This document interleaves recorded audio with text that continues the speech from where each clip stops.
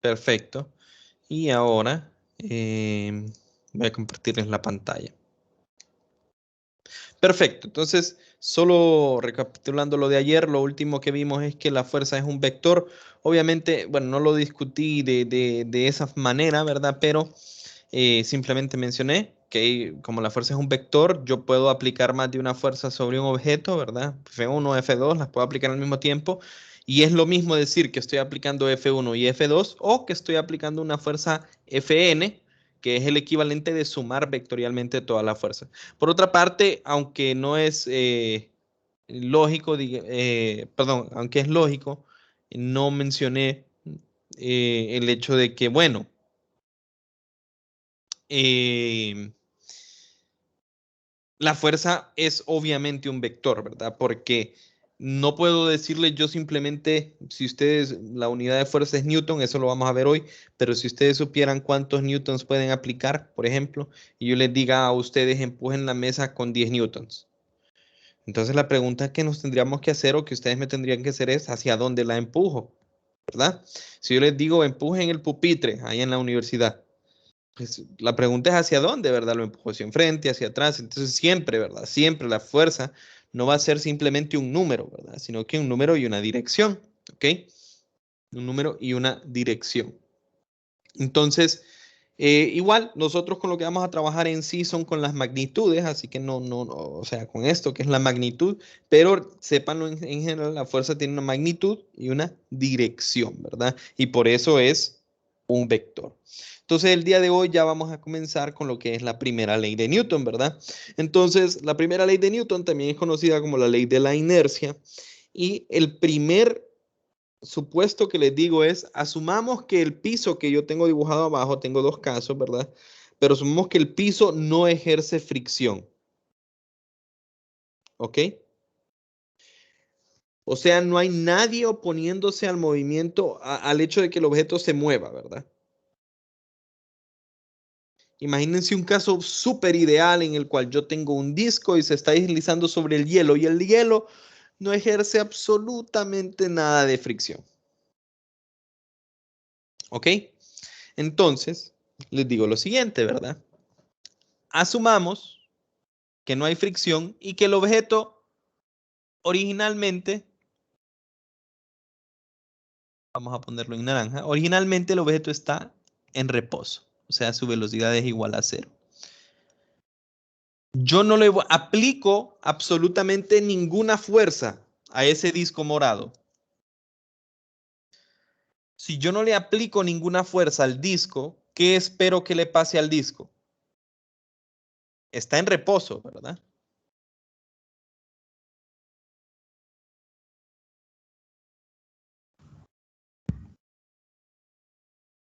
Si yo no le aplico ninguna fuerza al disco, es obvio que el disco no va a comenzar a moverse de la nada, ¿correcto?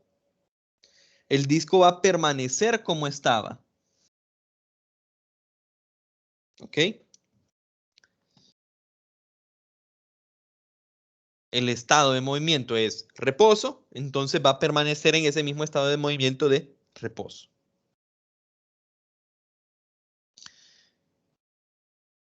Luego, vamos a poner un ejemplo distinto en el cual el disco sí se está moviendo. Digamos que el disco se está moviendo en esta dirección,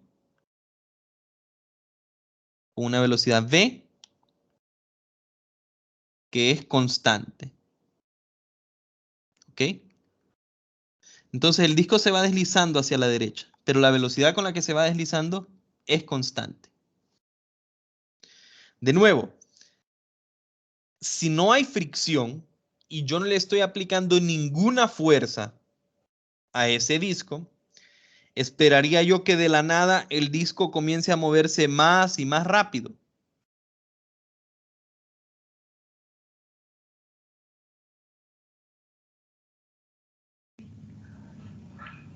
Yo diría que no. No, ¿verdad? Porque nadie está interactuando con él. Por otra parte, si no hay fricción y nadie está aplicando ningún tipo de fuerza, esperaría yo que el disco comience a moverse más lento, que se empiece a detener. Ojo, es un caso ideal, ¿verdad? No hay fricción. En la vida real nosotros no vemos esto. Si no hay fricción, entonces ¿quién detiene al disco? Nadie, ¿verdad? Entonces el disco va a continuar moviéndose con velocidad constante. Eso es porque nadie está interactuando con él. Entonces ahora les digo yo lo siguiente. Bueno, tenemos el mismo caso original. El disco está en reposo. Y vengo yo y le aplico una fuerza que tiene una magnitud F, ¿ok? Piensen en un número 10 newtons, solo por decir algo. Le aplico una fuerza F en esta dirección. Pero al mismo tiempo, ustedes le aplican, cualquiera de ustedes le aplica una fuerza en dirección opuesta,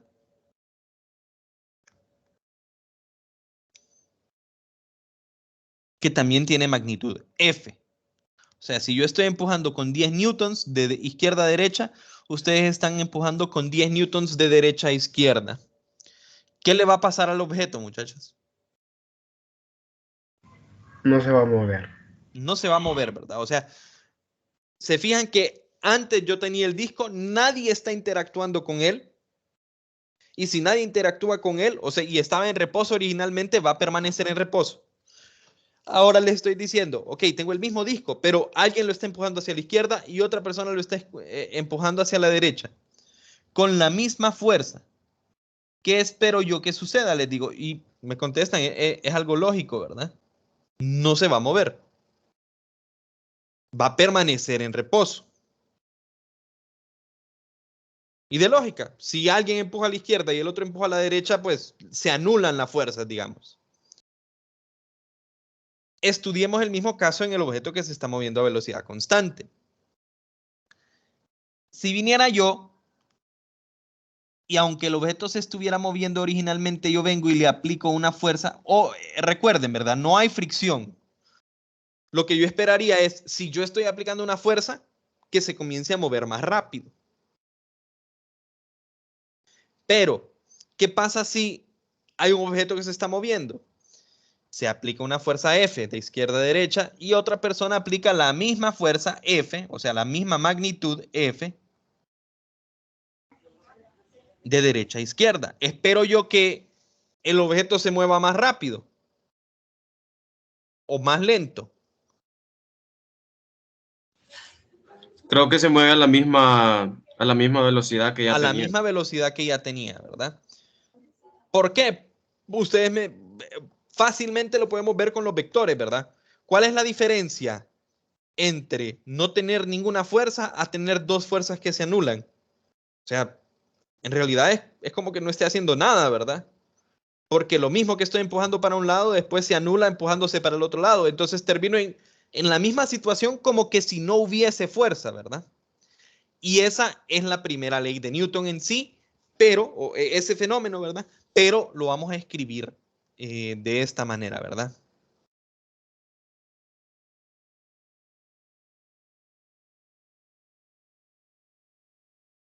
Un objeto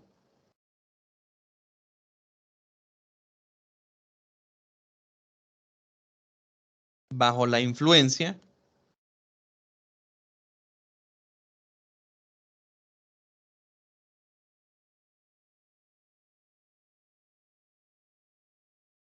de una fuerza neta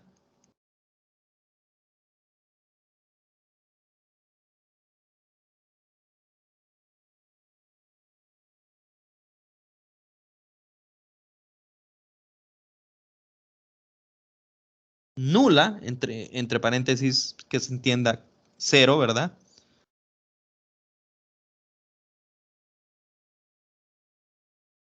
Permanece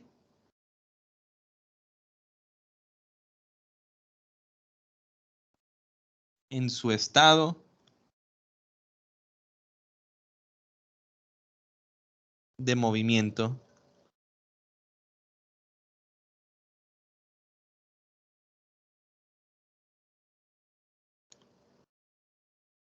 digamos, original o inicial.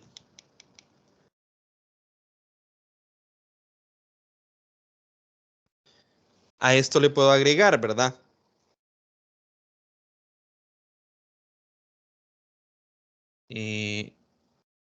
Permanece en su estado de movimiento. Entonces, si el objeto estaba en reposo,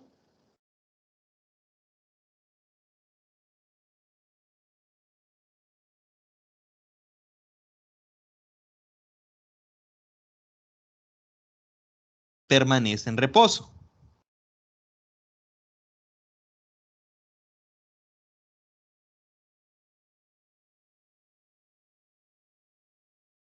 O si el objeto se movía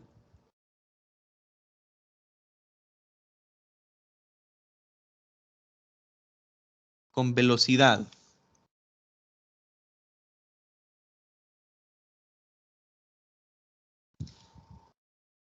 constante,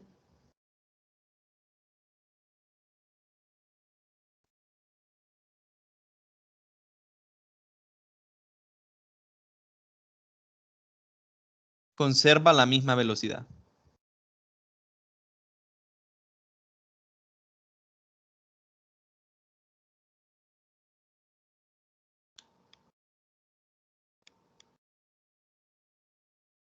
¿Ok?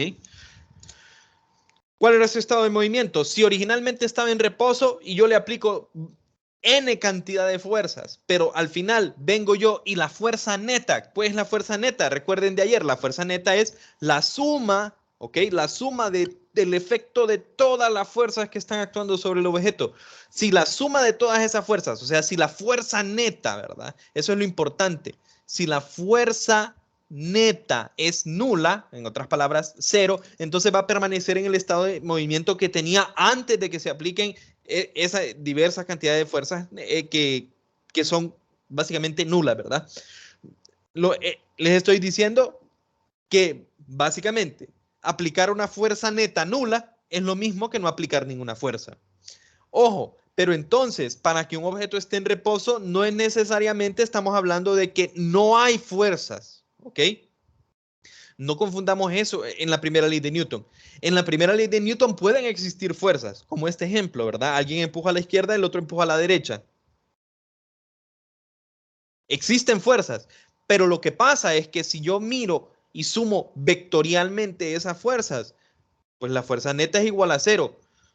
Es similar o es lo mismo aplicar una fuerza neta igual a cero a no aplicar fuerzas. Entonces, permanece en el estado de movimiento que tenía. Por lo tanto, si un objeto originalmente estaba en reposo y se le aplica una fuerza neta igual a cero, o cuando digo se le aplica una fuerza neta igual a cero, me estoy refiriendo a si se le aplica varias fuerzas que al final al sumarlas me dan igual a cero, entonces va a permanecer en reposo. Y si tenía una velocidad constante, va a permanecer a velocidad constante. Obviamente eso no es algo que nosotros miramos en el día a día, ¿verdad?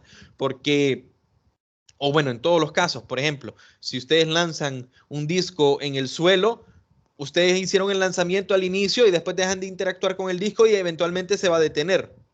Pero ¿qué pasa? El suelo le ejerce fricción, entonces en realidad sí está aplicando hay una fuerza. La fuerza neta no es igual a cero en ese caso.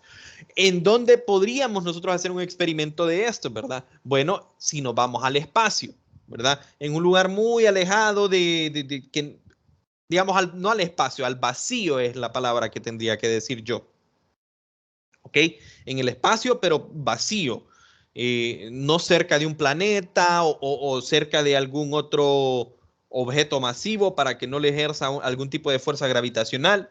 Si vengo yo y en el espacio, en un lugar vacío, digamos, agarro una bola de béisbol y la coloco en un lugar, ahí se va a quedar. No se va a mover, ¿verdad? Porque no hay ninguna fuerza actuando. Que es lo mismo que decir que la fuerza neta es igual a cero. Ahora, si yo vengo y golpeo con un bate esa bola de béisbol, la bola de béisbol se va a empezar a mover y va a tener una velocidad. Y esa, asumiendo que el espacio, ahí donde, ese espacio vacío donde yo la puse es infinito, ¿verdad?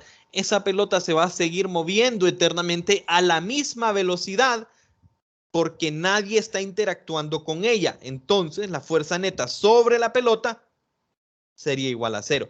¿Cuándo cambiaría la velocidad de la pelota? Si logra interactuar con otro objeto, ¿verdad? Si choca con algo, si hay alguna atracción gravitacional en algún lado, pero de lo contrario, la pelota moviéndose en el espacio se va a seguir moviendo y moviendo, que es lo mismo que nosotros dijimos aquí con el hielo, ¿verdad?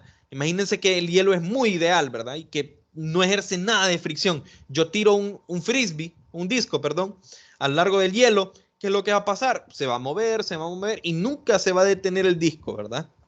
Asumiendo que no hay fricción. Algo similar, digamos, a lo que ustedes miran, no sé si ustedes han ido antes bueno, no sé si todavía existen, pero antes en el mall habían unas, o si ustedes fueron en algún momento, como un área de juego, ¿verdad? Entonces había un juego que es una mesa de hockey de aire, ¿verdad? El aire funciona en esa mesa para que la fricción entre el disco y la mesa sea mínima, ¿ok?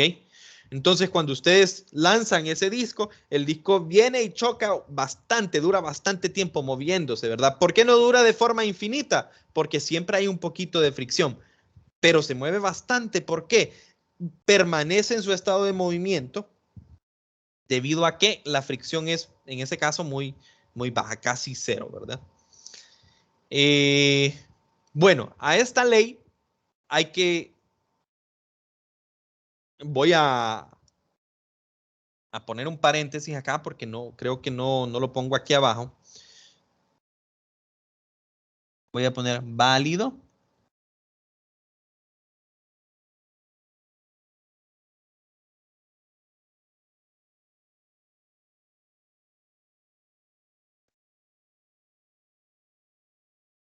De referencia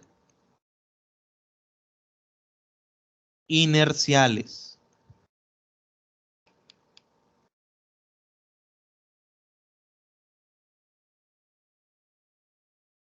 Entonces, todavía no hemos definido que yo he dicho la palabra marco de referencia, pero todavía no había dicho yo inercial.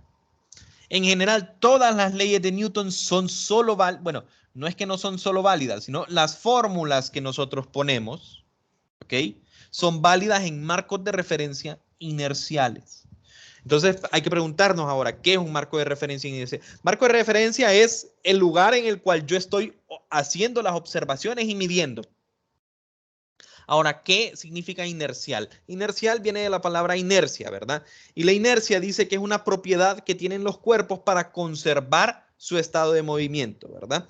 Entonces, por eso a esta primera ley usualmente se le llama ley de la inercia. Bueno, esta es una discusión larga, ¿verdad? No quiero meterme en mucho rollo en esto, pero ustedes pueden hacer la lectura del Sears del 110 al 112, ¿ok? Del 110 al 112, las páginas 110 al 112. Pero en general les voy a dar de forma muy rápida, ¿verdad? Porque no quiero meterme mucho rollo en esto. Ya les voy a decir por qué no me quiero meter mucho rollo, pero es necesario que lo sepan. De forma conceptual es necesario que lo manejen. Pero un marco de referencia inercial lo puedo resumir yo, que es un marco donde se cumplen las leyes de Newton como nosotros lo tenemos. La pregunta es, bueno, ¿por qué en algunos marcos no se cumplen las leyes de Newton? Bueno, debido a N cantidad o a algún efecto, ¿verdad? Aparecen fuerzas que son, entre comillas, ficticias. Pero un ejemplo facilito de ver es, bueno, imagínense ustedes que van en un tren, ¿ok? Que van en un tren y el tren va moviéndose con una v constante. O sea, en esta situación va con una velocidad v y aquí va en la misma dirección con la misma velocidad v. O sea, v es constante, ¿verdad? Entonces, vengo yo, estoy dentro del tren y yo tengo un balón. Y yo dejo caer el balón. Entonces, si digamos, esta es la marca que está justo debajo de donde yo suelto el balón, cuando yo lo suelte, a pesar de que el vagón del tren se va moviendo, lo que yo voy a ver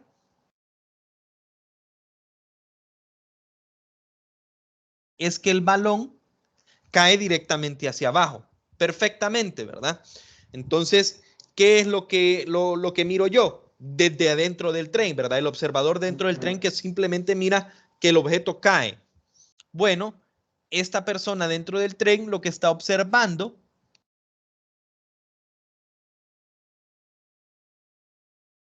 qué feo mi ojo.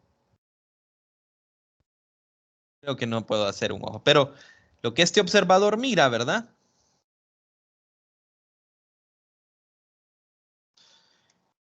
Es, bueno, vengo yo, dejo caer la pelota, y si yo simplemente dejo caer la pelota, ¿cuál es el la pelota se mueve, sí. ¿Por qué? Porque está la fuerza de gravedad. Pero esta persona lo mira que cae directamente hacia abajo, perfectamente como cualquier persona lo esperaría.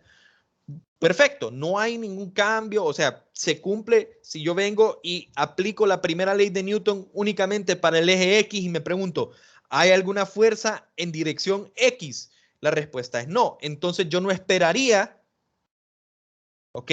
Desde el punto de vista de adentro, yo no esperaría que la pelota se mueva en una dirección horizontal, porque no hay ninguna fuerza en X. Ahora, ¿qué pasa para un observador externo? ¿Okay? ¿Qué pasa para un observador externo? Si hay alguien viendo esta misma situación, pero lo mira desde afuera,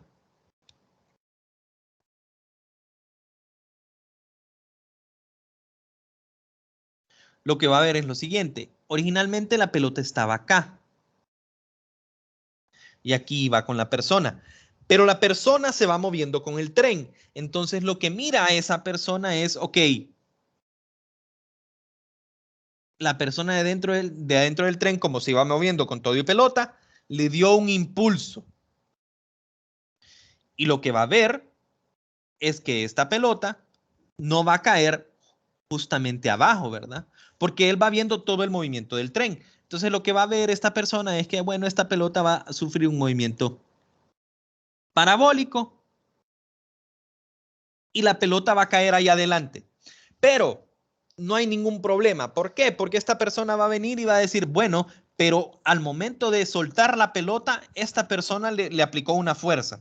Entonces, por eso esta persona aquí afuera lo que mira es un movimiento proyectil. Por eso mira que hay movimiento en X, o sea que originalmente hay movimiento en X y Y, porque está en un marco de referencia en el cual de esa forma se mira el fenómeno. Ahora, vamos a hacer un pequeño cambio. ¿Ok? Ahora el tren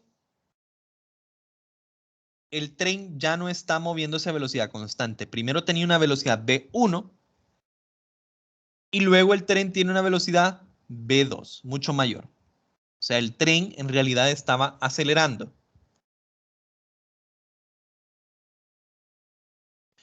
Y vamos a hacer el mismo experimento. Debería de cumplirse, ¿verdad? Porque nosotros decimos en una ley de Newton.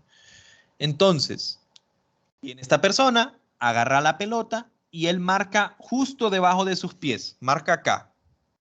Entonces, ¿qué es lo que esperaría la persona basado en la primera ley de Newton? Él está diciendo, yo simplemente dejo caer la pelota. Entonces la pelota debería de caer justo en esa marca, ¿verdad? Bueno, eso es lo que él piensa. Entonces él suelta la pelota. Aquí está la marca donde él esperaría que caiga la pelota, pero aunque él no lo crea, lo que mira es lo siguiente, que la pelota va a caer moviéndose hacia atrás y va a terminar en una posición atrás. Y ahí la persona viendo desde adentro se haría la consulta. ¿Cómo es posible si no hay absolutamente ninguna fuerza aplicándose de forma horizontal sobre la pelota? ¿Cómo es posible que la pelota se movió hacia atrás? ¿Ok? Porque no se le aplicó ninguna fuerza. Entonces él diría, no, las leyes de Newton están mal porque yo no le apliqué ninguna fuerza a la pelota, solo la dejé caer y se movió horizontalmente la pelota. No cayó donde debería de caer. Ahora, ¿qué es lo que pasa? Bueno, obvio, ¿verdad? El marco de referencia no es inercial. ¿Por qué digo que no es inercial? Está acelerando. Entonces, ¿qué es lo que sucede?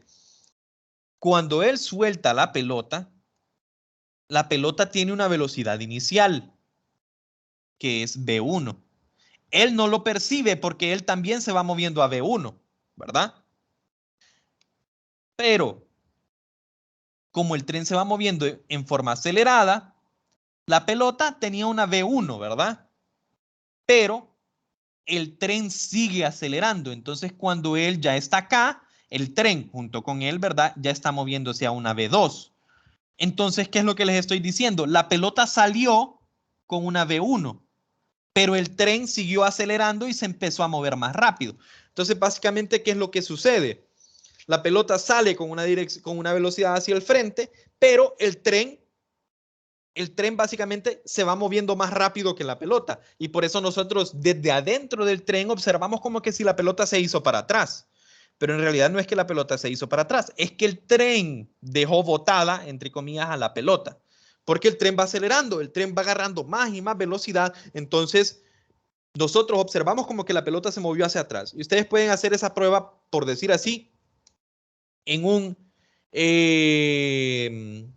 automóvil, ¿verdad? Ustedes vienen y tiran una moneda hacia arriba. Si el automóvil va a velocidad constante, debería de caer otra vez en su mano. Pero si ustedes van acelerando, la moneda no les va a caer otra vez en su mano. Dependiendo de si ustedes van acelerando o desacelerando, les va a caer atrás de ustedes o adelante de ustedes. ¿Por qué?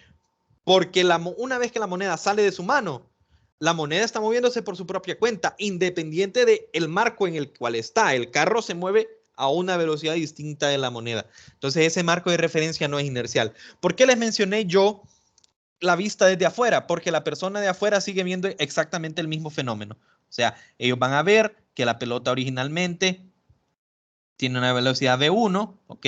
Una velocidad V1, y voy a ver exactamente el mismo movimiento parabólico, ¿verdad? O sea, ese movimiento parabólico que está ahí abajo, perdón, a la izquierda, sí, a la izquierda, es exactamente el mismo. Y sin importar que el tren se movió, él va a ver exactamente el mismo movimiento parabólico. ¿Por qué? Este marco de referencia, él observó el experimento desde un marco de referencia que sí es inercial. Ese es un pequeño resumen, me tomé como 5 minutos creo, o casi, o más tal vez, en darlo, pero ese es un pequeño resumen de qué es un marco de referencia inercial. O sea, un ejemplo, mejor dicho. Y esa es la razón por la cual, si ustedes van muy rápido en el carro, muchachos, okay, digamos que yo voy a 80 o a 100 y de la nada se me atraviesa algo y yo ocupo frenar de golpe, ¿qué le sucede a nuestros cuerpos, muchachos?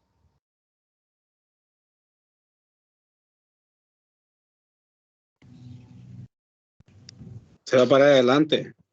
No vamos hacia enfrente. ¿Por qué no vamos hacia enfrente?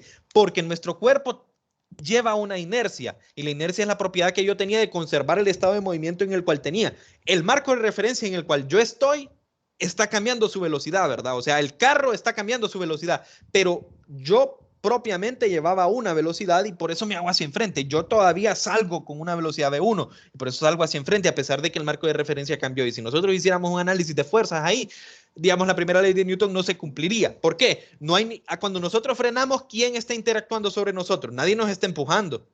Correcto. Yo voy sentado, nadie me está empujando. Sin embargo, nos hacemos para enfrente a pesar de que nadie nos empujó. ¿Por qué? En realidad no es que alguien nos empujó. O sea, no, nadie nos está aplicando una fuerza y nosotros nos hacemos para enfrente. Entonces dirían, ¿y qué pasa con la primera ley de Newton? Siempre se cumple. Lo que pasa es que en ese momento que van frenando, el marco de referencia no es inercial. Y bueno, para definirlo, ¿verdad? O para que ustedes ya no queden preocupados cuál es un marco inercial y cuál no, tengo que revisar esto para cada ejercicio. Todo marco de referencia que se mueve a velocidad constante es inercial. Velocidad constante incluye cualquier carro, cualquier vehículo que se esté moviendo a una velocidad que sea constante o un lugar que tenga una velocidad igual a 0, ¿verdad? Como el observador externo. Él no se está moviendo. Él está en una velocidad igual a 0, entonces él mira los fenómenos normal. Pero la persona que va dentro del tren, en este caso, no está a velocidad constante. Cualquier marco de referencia que acelera, ¿ok? Que acelera, no es inercial. Y las leyes de Newton, como nosotros las planteamos en esta clase, solo se cumplen si el marco de referencia es inercial. Y ahí me podrán preguntar ustedes, ¿y cómo vamos a saber nosotros para identificarlo? Pues no se preocupen porque todos los ejemplos que vemos en clase son en marcos de referencia inerciales. Pero es importante, ¿ok? Es importante saber identificar si un marco es inercial o no. Al momento de hacer ejercicios, ustedes no lo van a tener necesidad, ¿verdad? Pero, por ejemplo, hay una pregunta clásica, no sé si pero se pone a veces, ¿verdad? Que usted va en un bus y que de la nada frena el bus y una maleta sale volando hacia enfrente y le cae a una señora. Entonces, que ponen opciones como que la señora se queja por X, Y, Z, pero ustedes lo que tienen que, ahí se responde en base a por qué salió hacia enfrente la maleta. Nadie la lanzó. Lo que pasa es que como el marco de referencia no es inercial, ¿verdad? Y la maleta ya llevaba una velocidad inicial, entonces tiene la tendencia de seguirse moviendo de la misma forma que tenía antes, ¿verdad? Entonces, hay ese tipo de preguntas. Pero bueno, ustedes hagan la lectura, es necesario que la hagan, sí. Pero para nosotros tenemos la primera ley de Newton y sería entonces, el estado de movimiento no cambia si la fuerza neta, ¿y qué es la fuerza neta para nosotros? La suma de todas las fuerzas es igual a 0. Y esto se puede traducir, ¿ok? A que la suma de fuerzas en X es igual a 0 o que la suma de fuerzas en y que la suma de fuerzas en Y es igual a 0. Esto básicamente es la primera ley de Newton. Si un objeto está completamente en reposo, eso significa que la fuerza neta, o sea, la sumatoria de fuerzas, tanto en X como en Y, es igual a 0. Me pueden preguntar ustedes, ¿es posible que solo una de las dos se cumpla? Es posible. Caída libre es un caso en el cual solo esta se cumple. Entonces, ¿qué es lo que digo yo? El estado de movimiento en X va a permanecer igual. El estado de movimiento en Y, en caída libre, no permanece igual, ¿verdad? Porque cuando yo suelto el objeto, empieza a acelerarse.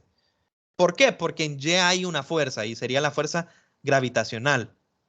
Entonces hay casos en los cuales solo se va a aplicar, o sea, solo una de las dos direcciones permanece en el estado de movimiento en el cual está.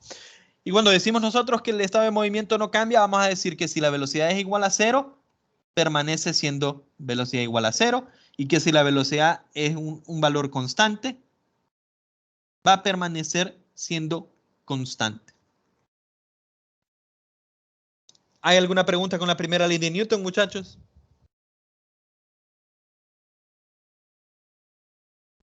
No, ninguna. Entonces, acabamos de ver qué sucede cuando la fuerza neta es igual a 0. El objeto permanece en el estado de movimiento que tenía originalmente.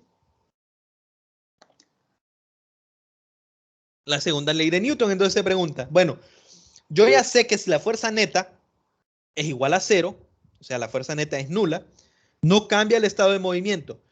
Y fíjense bien, si la velocidad es igual a 0, permanece a 0. Si la velocidad es igual a constante, permanece constante. Cambiar el estado de movimiento es sinónimo de acelerar, ¿verdad? Acelerar es un cambio de velocidad, un cambio de estado de movimiento. Entonces, yo sé que si la fuerza neta es igual a 0, no cambia el estado de movimiento. En otras palabras, la aceleración es igual a 0. Entonces ahora nos preguntamos, ¿pero qué pasa si la fuerza neta es distinta de 0? ¿Qué esperaría yo? Bueno, en este caso, si la fuerza neta es distinta de 0, esperaría que pase lo contrario, ¿verdad? Si la fuerza neta es distinta de 0, existe aceleración.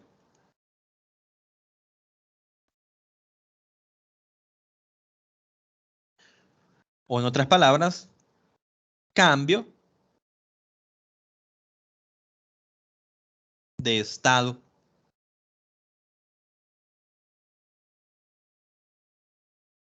de movimiento. Entonces, esta estoy casi seguro que todo mundo se la sabe. Voy a dar una... A mí me gusta hacer énfasis en lo siguiente, ¿verdad? Y es que casi todo el mundo se la sabe, pero usualmente la decimos mal, porque incluso me va a pasar a mí, es costumbre de todos, ¿verdad? Pero lo que quiero es que se entienda bien, ¿verdad? Uno usualmente dice fuerza igual a masa por aceleración. Pero la pregunta es, ¿qué fuerza, verdad? Porque no necesariamente una fuerza, digamos, la fuerza eléctrica no es igual a masa por aceleración. La fuerza magnética no es igual a masa por aceleración. ¿Ok? Entonces, ¿de qué fuerza estamos hablando cuando decimos fuerza igual a masa por aceleración? Yo sé que por decirlo rápido, uno lo dice así y está acostumbrado a decir fuerza igual a masa por aceleración, pero hay que tener entendido qué fuerza. Bueno, ya dije bastantes veces la palabra masa, entonces hay que definir la palabra masa, porque todavía no habíamos dicho qué es masa. Entonces, masa, usualmente se suele decir como, es la cantidad de materia que tiene un objeto, y está bien, porque básicamente es una cuantificación de cuánta materia, digamos, cuánta masa, cuánta materia hay en un objeto. Sin embargo, para términos físicos, tal vez esa no es la mejor definición. Esa de cantidad de materia, tal vez la miro yo como un poco más tirado a química, que después ustedes hablan de moles y cosas así. En física, a la masa usualmente se le llama masa inercial. ¿Y de dónde viene esto? Pues yo digo, voy a dar esta definición para la masa, es una cantidad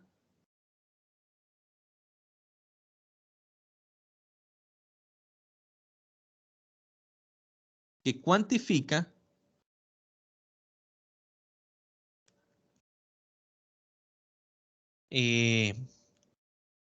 la resistencia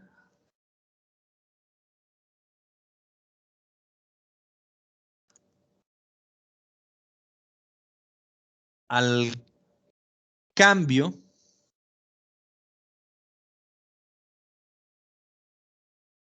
de estado de movimiento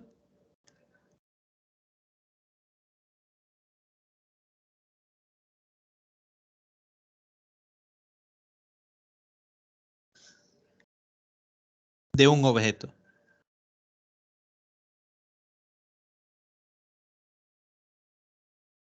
Cuantifica ¿qué? La resistencia al cambio de estado de movimiento. ¿Ok? ¿Qué es la inercia? Lo puse aquí arriba, una propiedad de los cuerpos para conservar su estado de movimiento. Entonces, la masa me está diciendo a mí qué tanto se resiste un objeto a esa inercia, a esa tendencia del objeto que tiene en permanecer en el mismo estado que tenía antes. ¿Qué tanta resistencia tiene a ese cambio? ¿Qué tanta resistencia? O sea, ¿qué cuantifica básicamente la inercia, verdad? Porque si yo digo, ok, la inercia es conservar el estado de movimiento y este está cuantificando qué tanto le cuesta mantener el estado de movimiento o no. Bueno, ¿y a qué se refiere con eso? Bueno, ya vamos a ver unos ejemplos que tengo acá, pero primero que todo hay que, masa es una cantidad universal, no importa dónde estemos nosotros, la masa se va a medir de la igual forma si yo estoy aquí, si yo estoy en Marte, si yo estoy en China, si yo estoy en Júpiter, es la misma. La masa es una cantidad, en este caso, escalar, ¿verdad? Es un escalar.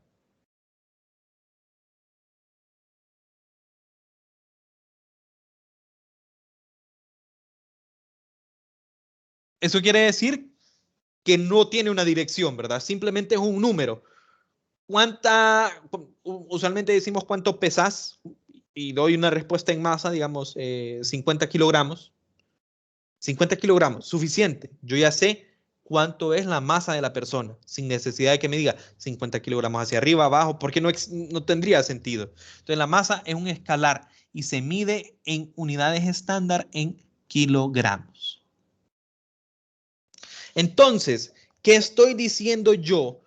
Que es la cantidad que cuantifica la resistencia al cambio de estado de movimiento o que cuantifica la inercia, ¿verdad? Ok. ¿Qué tanto me resisto a ser acelerado, básicamente, verdad? Entonces, digamos que hay un carro y este es un carro pequeñito, ¿verdad? Entonces, para empujarlo, yo aplico una fuerza F. Y cuando yo aplico esa fuerza F, comienzo a mover el carro con una aceleración A. Y ese carro tenía una masa M. Entonces, ahora, imagínense ustedes, muchachos, que ustedes, ese carro chiquito, ¿ok? Bueno, ahorita dije un carro, pero creo que el ejemplo que siempre pongo es el de una caja con sandías. Digamos que vengo yo y tengo una caja con 2 sandías, o bueno, con una sandía. Entonces, por eso la masa de la sandía es M. Yo la empujo con una fuerza F y la caja empieza a acelerar con una aceleración A. Vengo yo y a esa misma caja ahora le pongo otra sandía que tiene exactamente la misma masa. Entonces, ahora la caja tiene una masa 2M. Y yo la empujo con la fuerza F, la misma fuerza que empujé antes. ¿Qué espero yo que pase con la aceleración del objeto? ¿Se me va a hacer igual de fácil empujar la caja con 2 sandías que la caja con una sandía?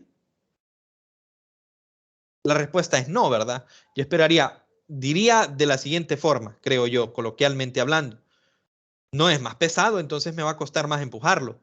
En realidad no es que es más pesado, es que es más masivo, ¿verdad? Pero peso y masa están relacionados, pero lo correcto es decir es más masivo. ¿Por qué? Es más masivo, es decir, es más difícil acelerarlo. Es más difícil acelerarlo, es decir, es más difícil cambiar su estado de movimiento. ¿Ok? Entonces, hay más inercia en 2 sandías que en una. Entonces, si yo empujo eso, tal vez siempre la voy a poder mover, pero ahora la aceleración va a ser la mitad. Y si yo pongo una tercera sandía, me va a costar aún más. Y la aceleración ahora va a ser 1/3. Incluso puede llegar un caso en el cual yo ya no puedo mover las sandías, son muy pesadas, ¿verdad? Entonces, lo que nosotros estamos viendo es una relación. ¿Cómo se relaciona la aceleración, la fuerza y la masa? Entonces, aquí nosotros estamos viendo que, ok, en cuanto más masa tenemos,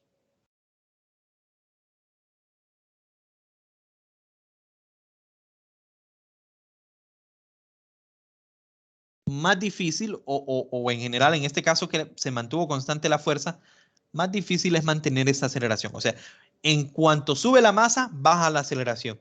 Y esto usualmente se expresa con una... Nosotros no sabemos a qué ritmo, ¿verdad? Pero usualmente se expresa así, ¿verdad? Perdón. Que la aceleración, ¿ok? La magnitud de la aceleración, fíjense, no estoy poniendo el vector, es inversamente proporcional a la masa, se dice. Así se lee esto.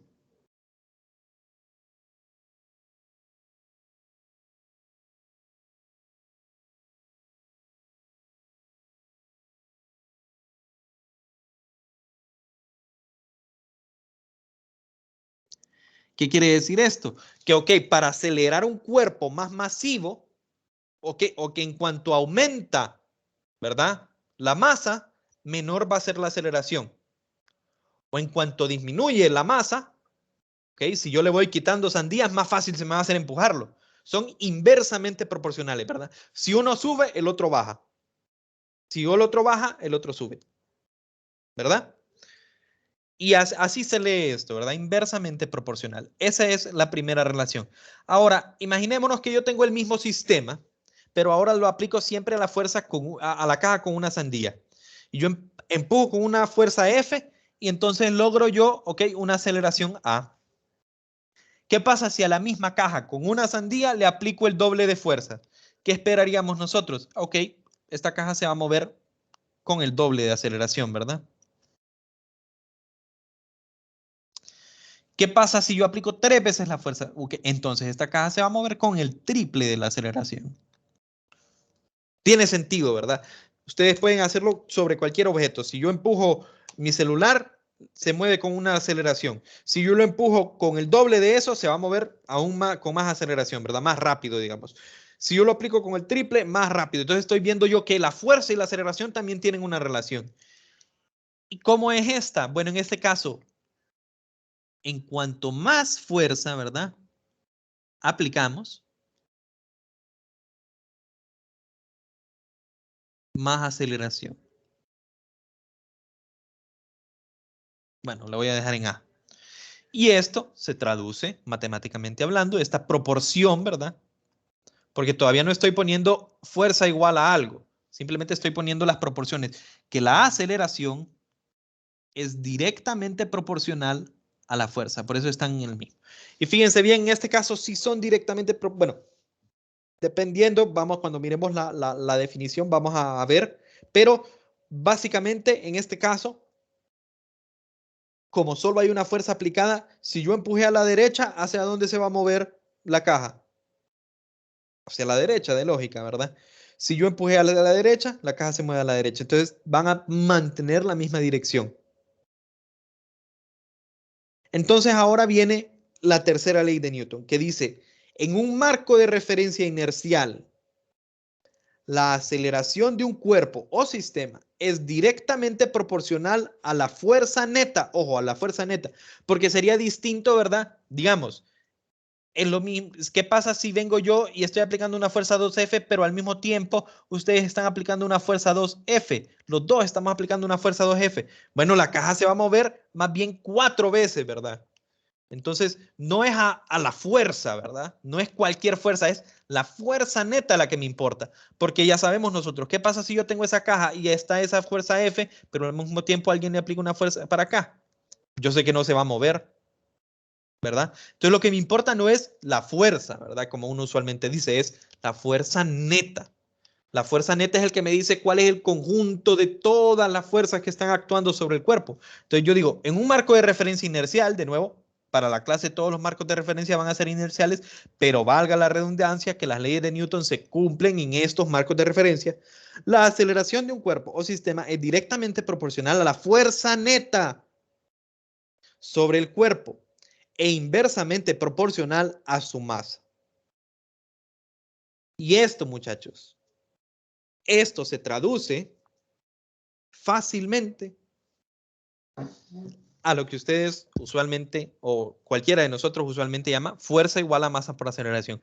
Pero les hago la observación que no hagamos esto, ¿verdad? Fuerza igual a masa por MA. Porque aquí se preguntan qué fuerza. ¿La fuerza eléctrica es igual a masa por aceleración? No, o sea, es la fuerza neta en realidad. Entonces, fuerza, en realidad le pueden poner F sub N de fuerza neta, pero si queremos ser estrictos en la notación, incluso yo digo que la fuerza neta, ¿verdad? Bueno, en realidad, por cómo lo definí, la aceleración es directamente proporcional a quién? A la fuerza neta, que es la sumatoria de fuerzas, o es lo mismo, ¿verdad? E inversamente proporcional a la masa. Y aquí vengo yo y hago un pequeño despeje para que quede en la forma que nosotros la conocemos. Sumatoria de fuerzas, que es sinónimo de fuerza neta, ¿verdad? Igual a masa por aceleración. Esto quiere decir, el vector fuerza neta es igual a el escalar masa multiplicado por la aceleración. Aquí hay un vector y aquí al otro lado hay un vector. Este vector no es una fuerza. Este vector es la fuerza neta, pero no es igual a una fuerza, ¿ok? Y la aceleración va a tener la misma dirección que la fuerza neta, ¿verdad? Y esta, muchachos, es la que nosotros conocemos como la segunda ley de Newton. Pero ojo, es, y repito, fuerza neta, o sea, la suma de todas las fuerzas que están actuando sobre un objeto. Y desde luego, esta es una ecuación vectorial. Yo la puedo pasar, ¿verdad? Y decir, ok, yo la voy a trabajar individualmente por direcciones, ¿verdad? Ok, entonces la fuerza neta en X o la sumatoria de fuerzas en X igual a masa por la componente X de la aceleración. Y la fuerza neta en Y va a ser igual a la masa por la componente Y de la aceleración, donde aquí solo pongo componentes verticales y aquí solo pongo componentes horizontales. ¿Ok? Las dos son así, ¿verdad? Y estas en realidad son las que nosotros vamos a utilizar. Lo único que falta decir acá es, bueno, ¿cuál es la unidad de fuerza? Masa se mide en kilogramos. Aceleración se mide en metros sobre segundo cuadrado. Entonces, la unidad es kilogramo por metro sobre segundo cuadrado. Y esto se abrevia con una N mayúscula que viene de la unidad Newton. Pongo en minúscula simplemente porque en una clase de la maestría nos dijo un profesor, las unidades, a pesar de que vienen de un apellido, son en minúscula, ¿verdad? El apellido es en mayúscula, pero la unidad es en minúscula, ¿verdad? Entonces son newtons, ¿verdad? 1 kilogramo por metro sobre segundo cuadrado es igual a 1 newton. ¿Ok? Entonces, cada vez que ustedes miren kilogramo por metro sobre segundo cuadrado, es lo mismo que poner 1 newton. Esa es la unidad de fuerza. Ok. Solo quedan 3 minutos, muchachos. La tercera ley de Newton nos va a quedar para mañana. ¿Ok? Entonces, mañana miramos tercera ley de Newton y vamos a ver fuerza de fricción, básicamente. Pero hay un ejemplo rapidito que vamos a hacer ahorita. Aquí dice, ejemplo, un objeto que cae. Entonces, vamos a aplicar la primera y segunda ley de Newton en un objeto que cae. Entonces, vengo yo y, digamos, tengo un objeto. Ese objeto es una piedra que tiene una masa M, ¿verdad? Esa masa M, bueno, cheque.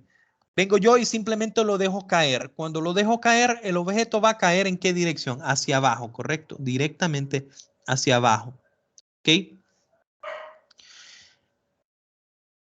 No hay movimiento horizontal, ¿verdad? No hay movimiento horizontal. Y tampoco hay una fuerza que esté actuando de forma horizontal. Entonces nosotros fácilmente podemos decir simplemente que la fuerza en X es igual a 0. ¿Por qué? Porque aquí no hay nadie, ¿verdad? No hay nadie actuando. Entonces es fácil. Simplemente en X se conserva el estado de movimiento, pero en Y no se conserva el estado de movimiento, ¿verdad? La sumatoria de fuerzas en Y va a ser igual a ¿quién? A masa por aceleración en Y. Entonces es ahí donde nos preguntamos. Si el objeto va cayendo hacia abajo, es porque, bueno, está en caída libre, va a tener una aceleración G hacia abajo. Si se está moviendo hacia abajo, tiene que haber por lo menos una fuerza que esté actuando de forma vertical. Voy a dibujar esa fuerza y ahorita le voy a poner un nombre genérico. Le voy a poner FY, así nomás. FY, hacia abajo. ¿Ok? Y esta G la voy a mover allá para que no se confunda. Esa G simplemente es, estoy dibujándolo yo para cuantificar el hecho de que sabemos que se está moviendo con una aceleración G hacia abajo. Y en este caso voy a poner el sistema de referencia normal. Positivo arriba, positivo derecha. Entonces, ¿cómo resolvemos nosotros esos ejercicios? Tendríamos que dibujar todas las fuerzas que están actuando sobre el objeto. En este caso solo es FY, que ahorita no le he puesto nombre y apellido. Dibujo todas las fuerzas y luego vengo y desarrollo quién es esa sumatoria de fuerzas. Entonces, ¿cómo la hago? Miro cada una de las fuerzas que están aplicándose y la agrego a la sumatoria. Yo sé que dice sumatoria, pero a mí, como me gusta manejarlo así. ¿Esta en qué dirección va, muchachos? ¿Positivo o negativo?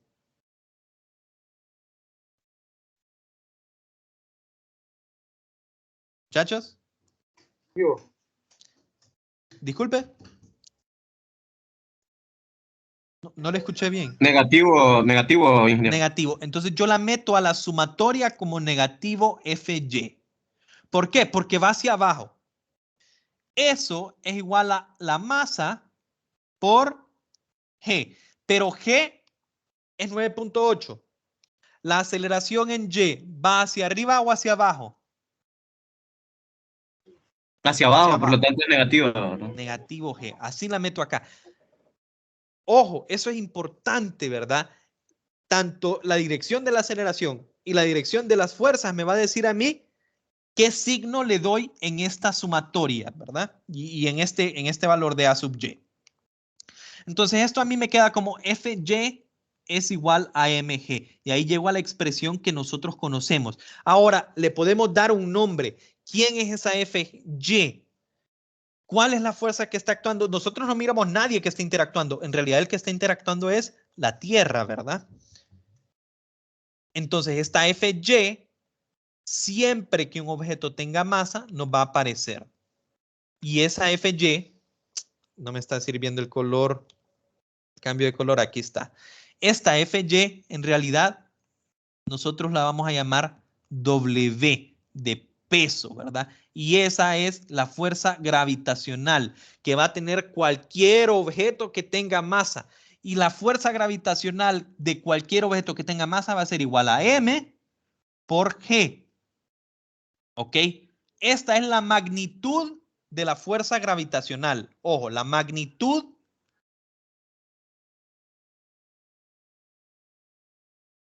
de fuerza gravitacional.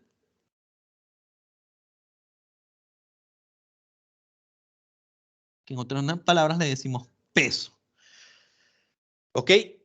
El peso depende de la masa, pero no son lo mismo. El peso es una fuerza. El peso es la fuerza que la Tierra está ejerciendo sobre sus cuerpos, ¿verdad? ¿Qué pasa si ya no estoy en la Tierra yo y estoy en la Luna? La fuerza gravitacional ya no es la de la Tierra. Entonces ya yo no usaría G. Usaría el valor de la aceleración de la gravedad de la Luna. Entonces el peso no es universal. El peso depende de cómo es la aceleración de la gravedad en el marco de referencia donde nosotros estamos.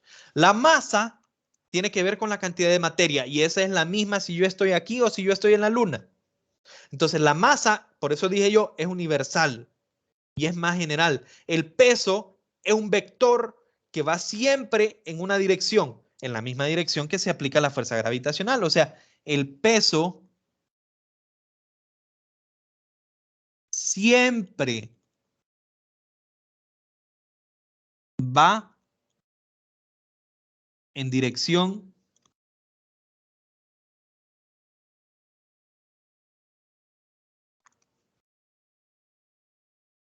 directamente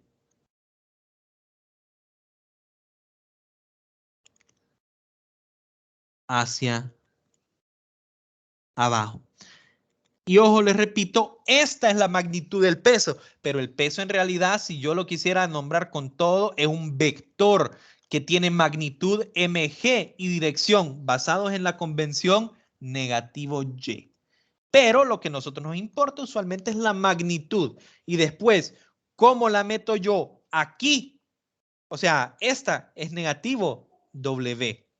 ¿Por qué negativo? En este caso, porque va en dirección el peso, ok, el peso va hacia abajo y esa es mi dirección negativa. Después les voy a dar un tip yo, ¿verdad? Más adelante les voy a dar un tip en el cual yo les digo aquí cuál es la convención, ¿verdad? Si ustedes quieren utilizar la convención, se las doy, pero ya cuando entramos a la segunda ley de Newton, yo les recomiendo no utilizar la convención, sino usar un truco, no un truco, sino una sugerencia que yo les doy. Porque esto usualmente se nos olvida. Yo pongo A sub y aquí le puse el menos G, pero a veces a mí el ejercicio me dice, un objeto se mueve con 3.2.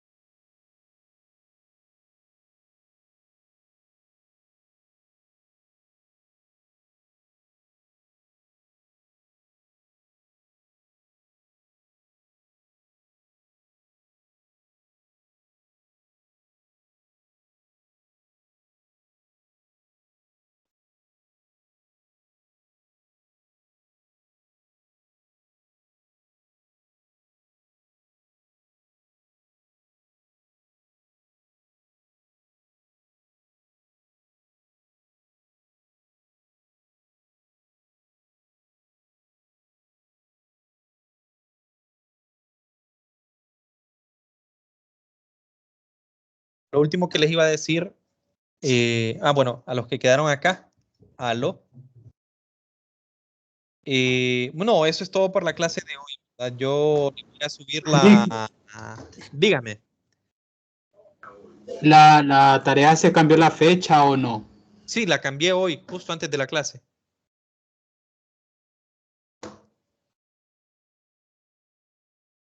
¿Aló? Gracias, Lick. Perfecto. Entonces, bueno, no, eso era lo último que les iba a decir, ¿verdad? Entre la diferencia del peso y la masa, ¿verdad? Entonces ahí lo vamos a dejar. Vamos a ver hasta dónde grabó en realidad el Teams. Yo se lo subo más tarde, ¿verdad? Que tengan una buena noche, muchachos. Gracias, Gracias. ingeniero. Ok.